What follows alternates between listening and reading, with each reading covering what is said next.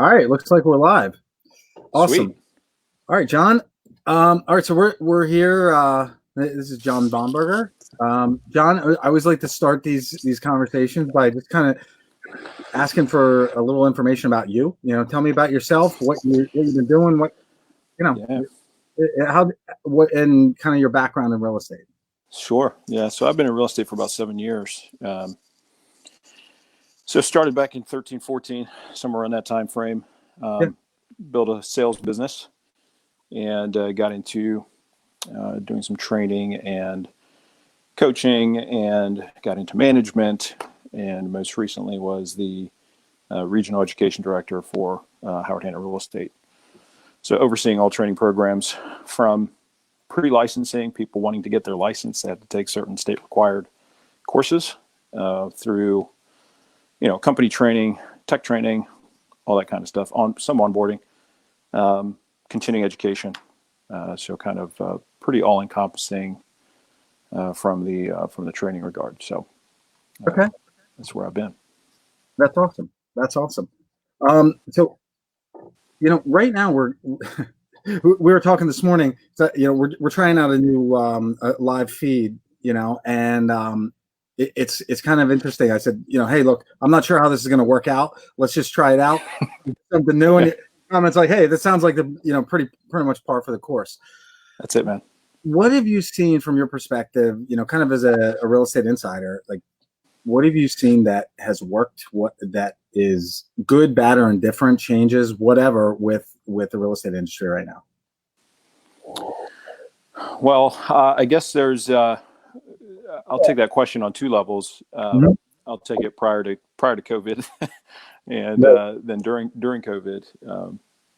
I think what's worked in real estate, certainly prior to COVID, and that could extend back in time as long as you want to take it. But real estate's a people business. It's about serving people. It's about the relationships you have with people. One of the things I trained, and I've told people, if any of my people watch this conversation, they'll say, "Oh, I've heard that before." People do business with you for two reasons, maybe three reasons. The main two reasons is because they like you and they trust you.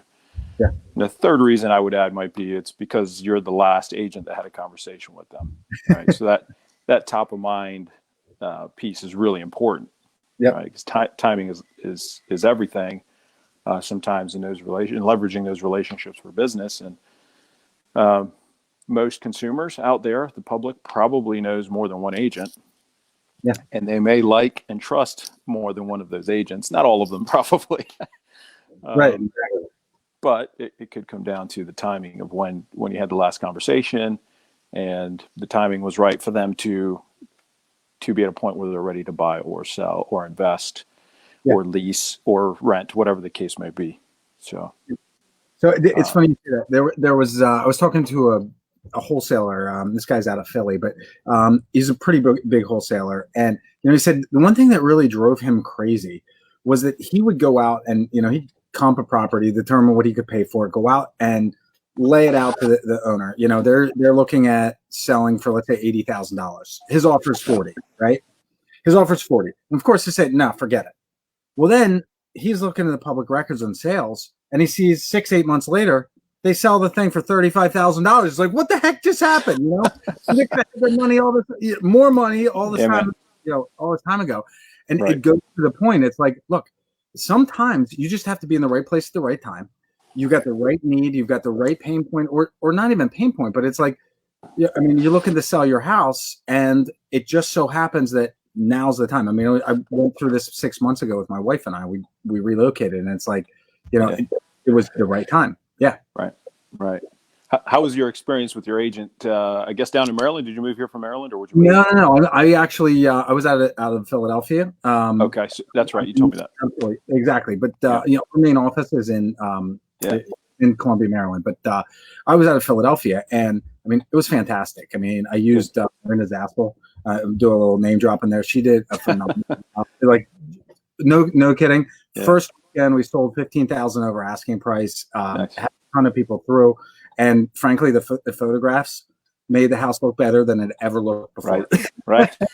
Yeah, she was fantastic. But that's one thing that a lot of people discount. It's like you spend a few $100s on some on photographs, or Right. your agent does whatever, Right. and it adds thousands of dollars to the end. The price Makes all the difference. Makes all the difference.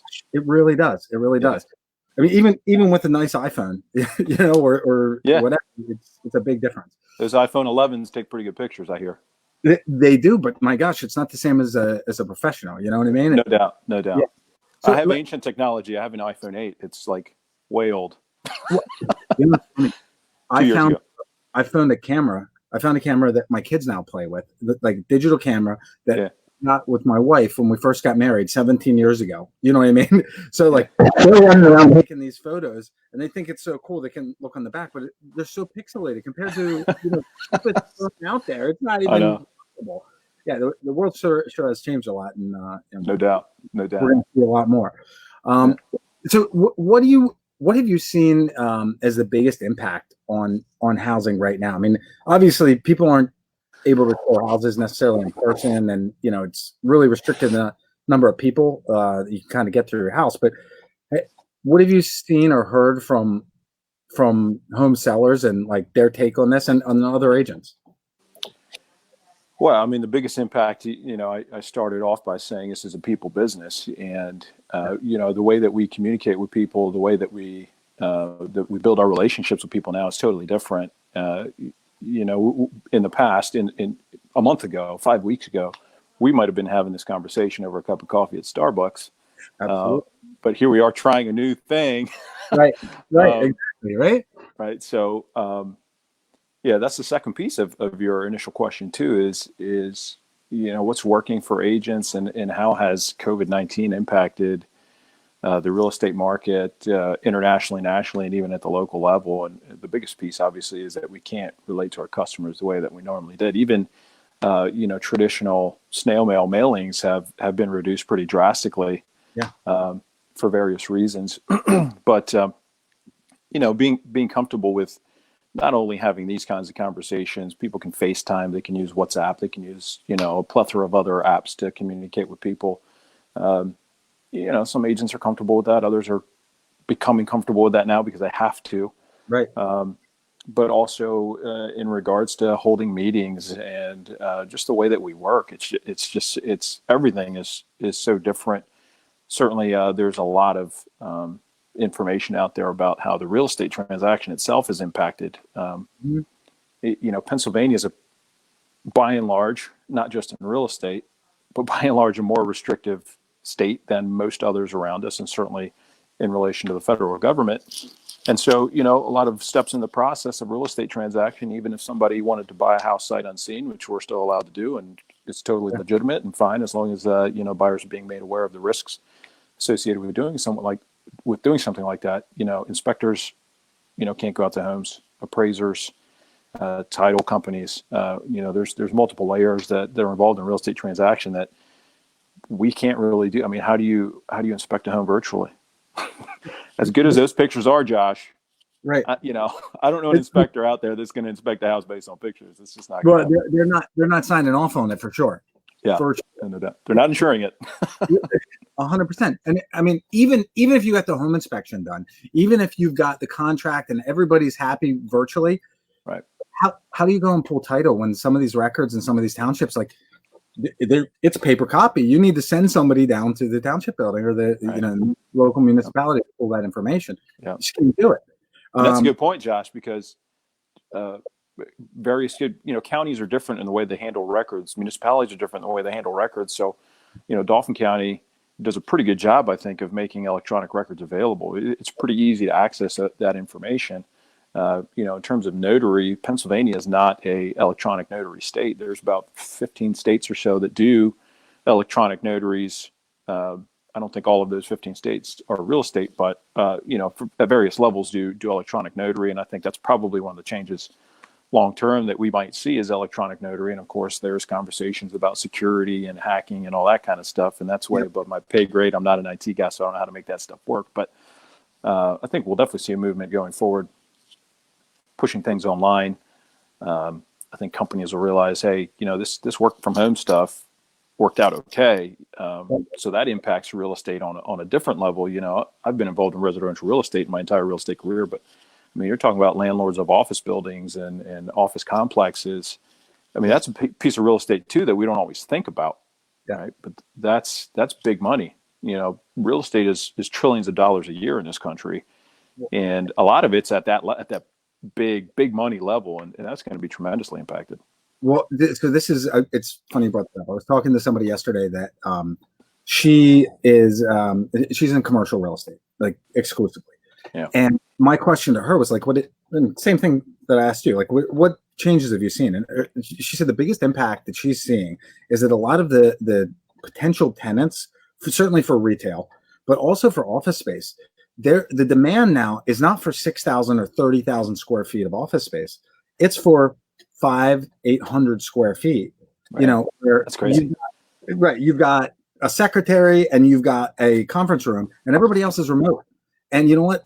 It's basically just a placard. It's a line item on a large building, right, where they can have some physical presence, and yep, that's a huge impact. And I mean, I don't know how much you know about valuing those type of properties. It's all based on the rent roll. Right. It's all based on cash flow. So a building like that, if you, she was mentioning, like, she thought Lancaster County was kind of high priced at like $25 to $45 a square foot, right? Commercial lease. If that drops in half, literally the value of that building drops in half.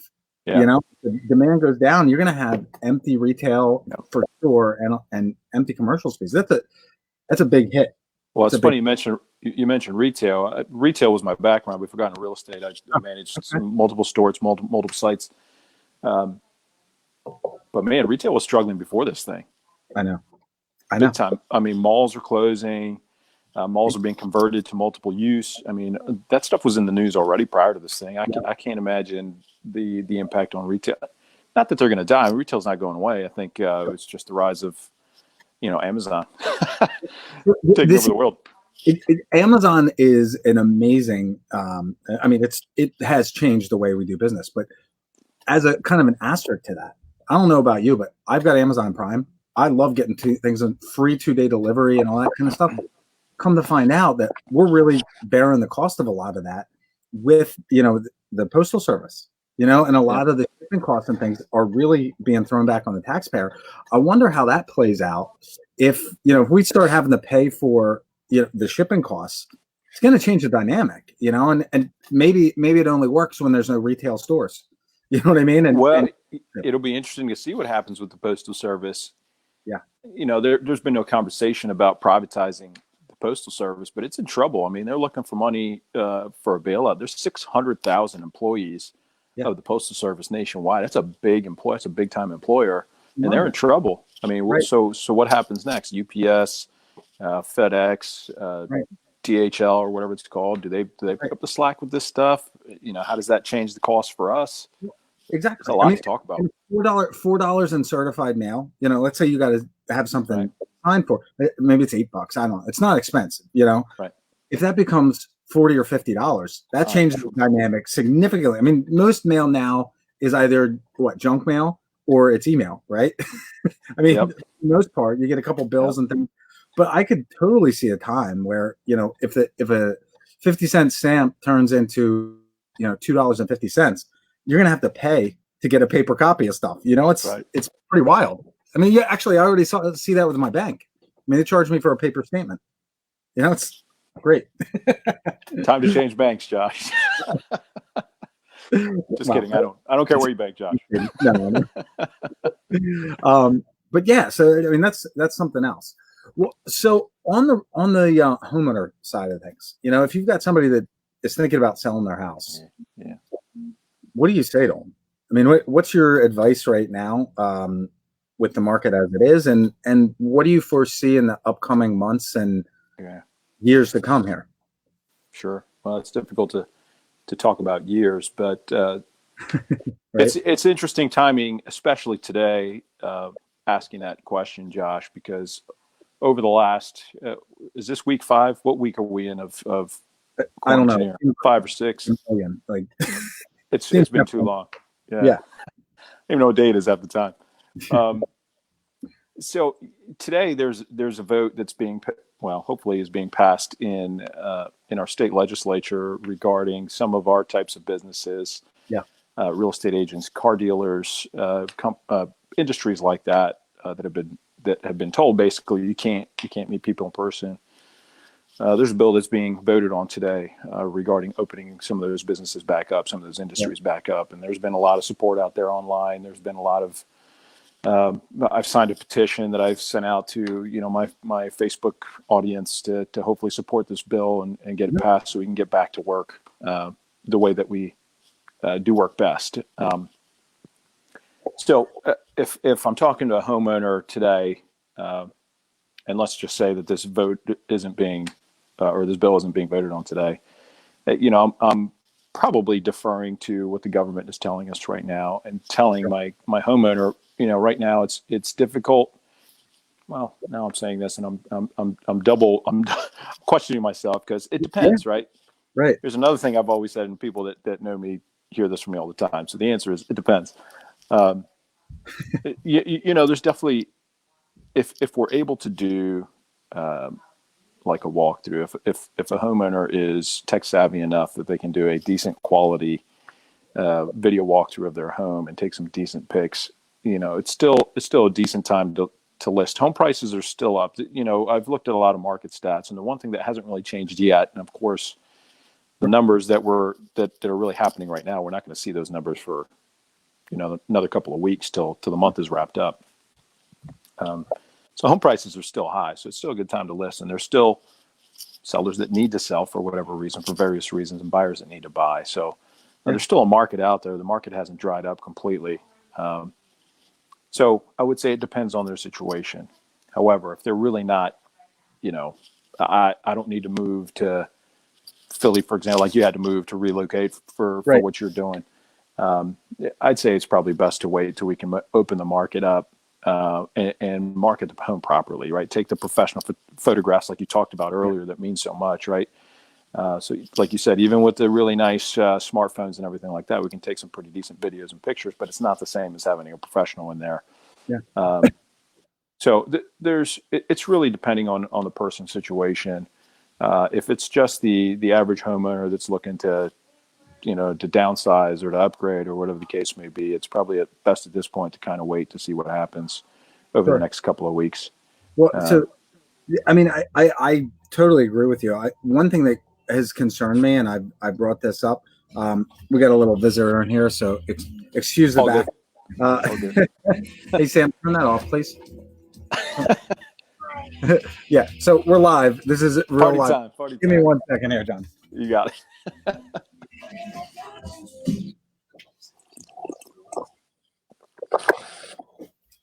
All right. So one of the things that has concerned me a little bit is some of the changes in the mortgage industry. Because at the end of the day, housing and the lending industry are so tightly tied that I was doing some research the other day on just some statistics on what percentage of homes have a mortgage. Well, it's like 98% of first-time home buyers use some kind of mortgage, and it's like 84% of repeat home buyers. So, I mean, that's a really large percentage of the population that if the housing industry changes significantly, I mean, this morning, Chase Bank came out and said they are going to require a 20% down payment and a 700 credit score. Like, there's a lot of people out of that, out of that core group. And if we don't have the demand, like, what keeps housing prices up? I mean, it's a concern of mine. And now you can't even see the house. So it's like, what the heck? I know. I know. I'm sure something will step into the void. I expect once some of these restrictions are lifted that the housing market will bounce back. The demand is still there. Yeah. We've seen obviously a pretty drastic decline in listings in response to those restrictions, but it's not because people don't want to sell. I think if we wouldn't have had this pandemic happen, I think we would have seen a huge increase in listings, and I think we were on pace for another record year. Oh, heck yeah! I'm right. Yeah, and I don't think it is going to change that, but I don't think it's it's just going to dry up. I don't think once the restrictions are lifted that people just be like, well, I guess we're just not going to do any of it. Well, well, I was going to say on the flip side, it kind of makes me chuckle when I see these statistics that are coming out and they're like, March was the worst day we've had in 50 years. And come on, everybody's stuck in their house. Like, of course, what do you expect? You know, I mean, right. Mortgage starts and all that. Like, they're bogus numbers anyway. I don't think we'll really have a picture until everybody is out in the world around us. But I mean, I'm really hopeful that once we're able to see some end to this and we can get out into the real world, that we'll have a big rally. I mean, I think we will, at least for a couple months. We'll have a rally of people that have been waiting to sell and are ready to jump on board. Yeah, kind of the big piece that's a little bit unknown, and I'm not an economist, but that's a piece that I don't really know what's going to happen with. I tend to think I'm not a pessimist or an optimist. I'm kind of a pragmatic type of person. The glass isn't half empty or half full. There's just glass in the water, or water in the glass. So I do think that, as you were saying, probably the worst of the economic impact is yet to happen. It's yet to occur. It hasn't happened yet. So despite the fact that I think there will be a bounce back, I think there has to be a bounce back, just based on the fact that we can actually go out into the world. Right. I'm not sure that it's going to fully recover till fall, till the end of the year, early next year. Who knows? I don't think that if the restrictions are lifted at the end of April, that May 1, we're going to see an immediate, light switch turned on and everything's great. Right. I think that it's probably going to be a slow comeback. It'll be a comeback. It'll also be a slow comeback. Well, but it'll be a little bit longer term. Yeah. So what's your take on anything that actually let's take an aside and step back from real estate a little bit. What's your favorite Netflix program? I just got finished watching season 3 of Ozark. Oh man, it's great. Great show, right? Yeah, the last episode was unexpected at the very end there, and I won't do any spoiler alerts, but that's definitely a good show. Definitely a good show. The other one I'm watching is actually on Amazon Prime. It's called Hunters. With Al Pacino. I don't know that. I'm gonna have to check that out. Check it out. It's I guess based loosely on a real life story. It's about a group of Al Pacino plays a wealthy Jewish businessman. Yeah, and he's basically hunting Nazis that are living in the United States back in the 70s. Cool. So, okay. Really interesting. All right. Well, so I just started watching this show on Netflix called Darker. Okay. It's a German, it's a German series, and like the audio's dubbed, and so it's pretty easy to follow. But man, that's a heck of a show. It's like time travel. I'm a sci-fi nerd though, so Sounds like my wife would love it. I'm not a big sci-fi guy, but okay, all right. she loved Game of Thrones. That was like, oh my god, watched every episode. Until the last. Get into it, man. I can get into it. Oh, man. My wife, she humors me, and then when we try to watch a show together, she's like, "Yeah, I'm gonna get up and do something else." That's awesome. I feel that. Well, John, and what if you got one takeaway to this nonsense that we're going through right now? What would you tell people? I would tell people don't panic. I would tell people, things are shifting. Yeah, we hear, the market's shifting. That's exactly what happened. This isn't the first time in history something like this has happened. Right. I think that you need to think about how you're doing business. I think going forward, technology is going to be an even bigger part of the real estate process. Yeah. So become comfortable with that. One of the things that I've always preached is, especially as new agents, get your systems set up early. The way that you do business, your systems are so important. It's everything. Until you've got your systems set up, including your database, you've got nothing else to work on. That is it, 100%. So tweaking your systems right now is what you should be doing. Great time. And going forward, technology is going to be a greater part of whatever system you're executing. So, yeah, that's awesome. John, I really appreciate you being here today. I love it. Hope Yeah, man. people enjoyed this, and if you don't mind, we'll check in again and just kind of get Sounds great, man.